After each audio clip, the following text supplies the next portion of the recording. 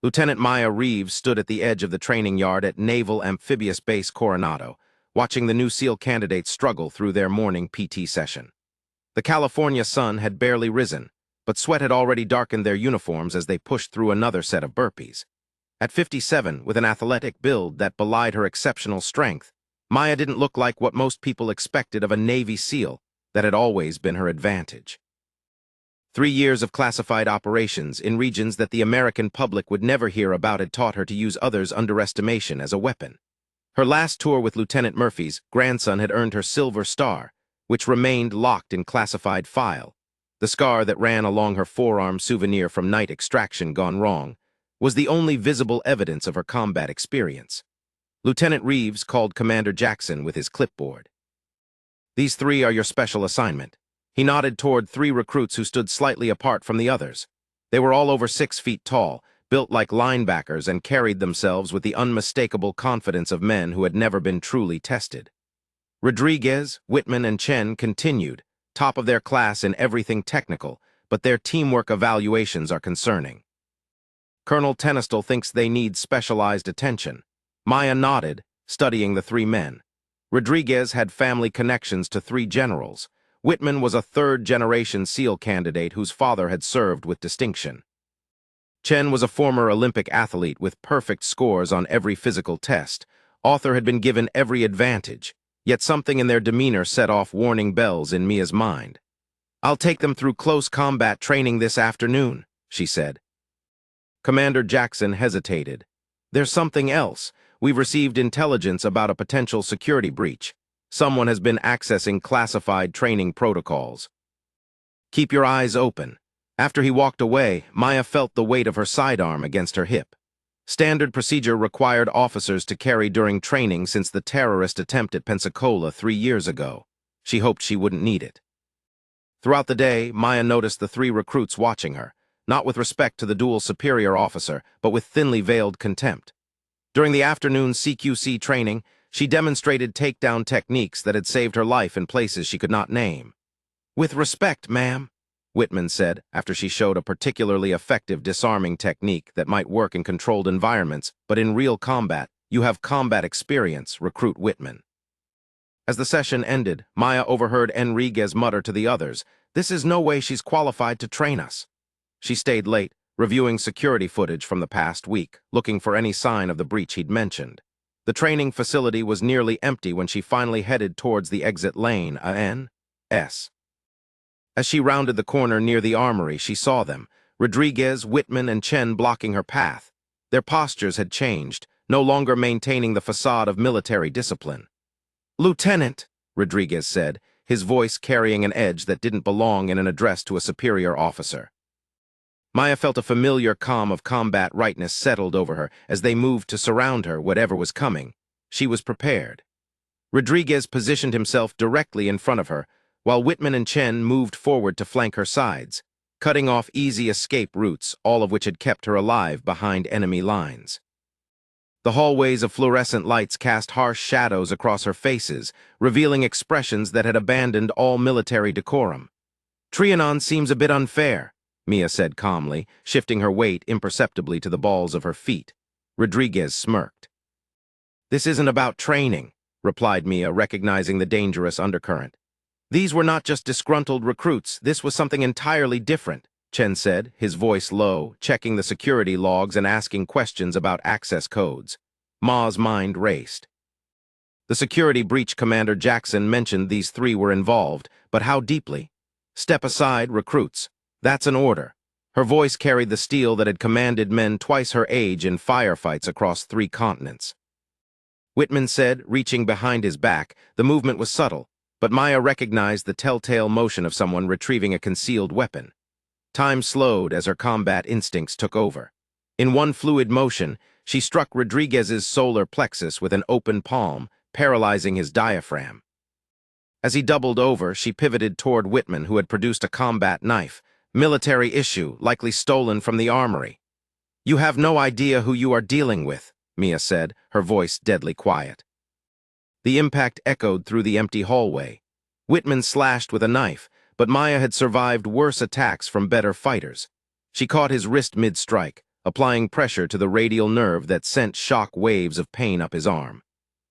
Rodriguez, recovering his breath, reached for his waistband and pulled out what Maya immediately recognized as a 9 Beretta, standard officer issue. Her blood ran cold. This was not just insubordination, this was coordinated attack. "We can't let you report us," Rodriguez said, raising the pistol. "Too much at stake." Miles flashed to the intelligence briefing she had received before returning stateside rumors of classified information being sold to private military contractors. These 3 were not just entitled recruits, they were plants. That hesitation was all she needed. Maya executed a move that was taught to her by Colonel Eileen Collins herself, lightning-fast disarming technique developed for close combat against armed opponents. Her hand struck Rodriguez's wrist with precision, sending paint signals that forced his fingers to open reflexively as the gun fell, and simultaneously sweeping Rodriguez's legs from under him. He crashed to the floor as she spun to face Chen, who had recovered and was charging toward her. 2 quick strikes to pressure points left Chen gasping on his knees. Whitman, desperate now, attempted to retrieve the fallen knife, but Maya was faster. She kicked it away and delivered a precise strike to his temple that sent him sprawling. 28 seconds had passed since the first move. Rodriguez, still on the floor, looked with dawning horror at Maya as she stood over them, his own weapon now steadily trained on him. "Who are you working for?" she demanded, hearing footsteps approaching rapidly from around the corner. "You are dead," Rodriguez hissed. The sound of multiple footsteps echoed down the corridor as Maya maintained her position, weapon trained on Rodriguez. She didn't flinch when Colonel Merrill Tennistel rabbed the corner with 2 armed MPs, their expression shifting from alert readiness to surprise at the scene before them. "Stand down, Lieutenant," ordered Colonel Tangestal calmly, though her eyes registered approval as she surveyed the 3 recruits sprawled on the floor. Maya immediately secured the weapon and stepped back, her posture returning to military precision. "Colonel, these men attempted to assault an officer. Rodriguez was armed with what appears to be a stolen service weapon." Tangle nodded to the MPs who moved forward to secure the 3 men.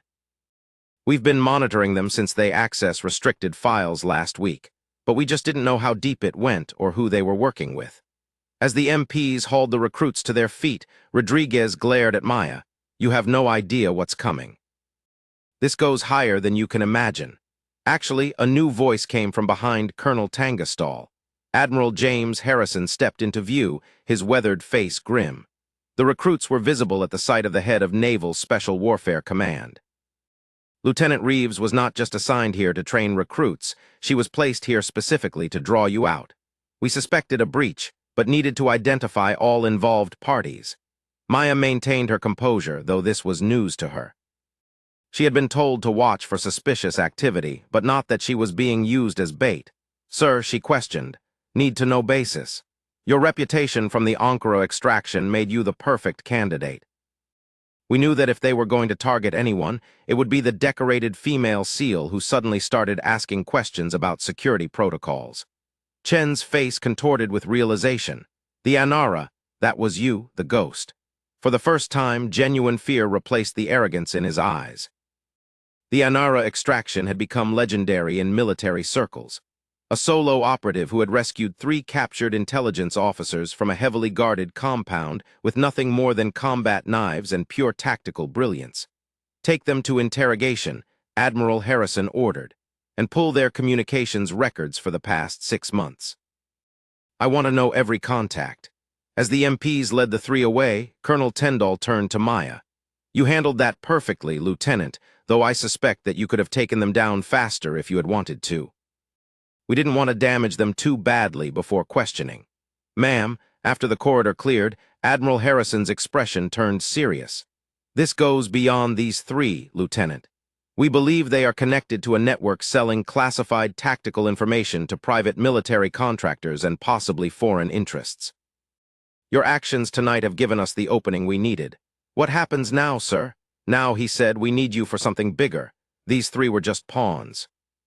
2 weeks later, Maya stood on the deck of an aircraft carrier in the Persian Gulf, watching the sunset paint the sky in shades of orange and purple. The intelligence gathered from the 3 recruits exposed a network that reached into surprising places.